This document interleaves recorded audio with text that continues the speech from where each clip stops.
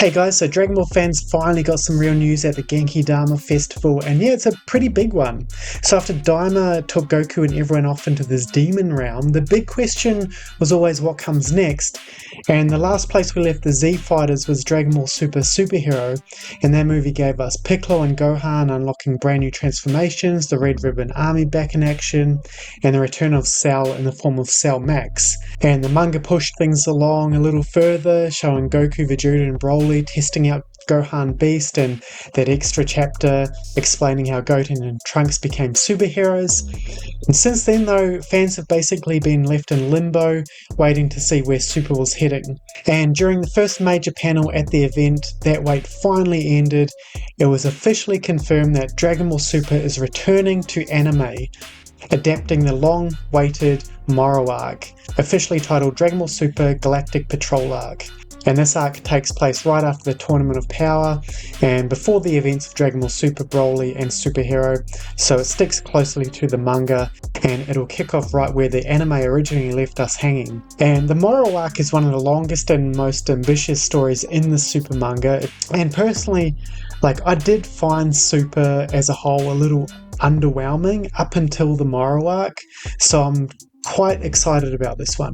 There's still no release date, and while it's officially confirmed, production hasn't even gotten moving yet, so we could be waiting until later this year or even into next year. And when you think about it, that's almost an entire decade since the Dragon Ball Super anime originally stopped.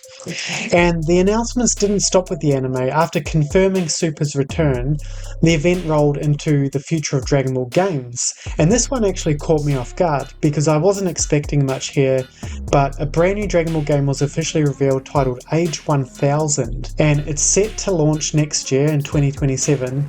And the big headline is that it features an entirely original character designed by Akira Toriyama himself. And according to the staff on stage, this project has been in development for about 7 years, and they were very clear about how ambitious this is. They said more elements and settings have been packed into Age 1000 than any Dragon Ball game before it, with Toriyama heavily involved throughout, of course up until his death. Brief footage was shown featuring a mysterious new character wearing Capsule Corp gear in what looks like a training room, and considering Age 1000 is set far beyond the current Dragon Ball timeline, it's anyone's guess what kind of game this is going to be.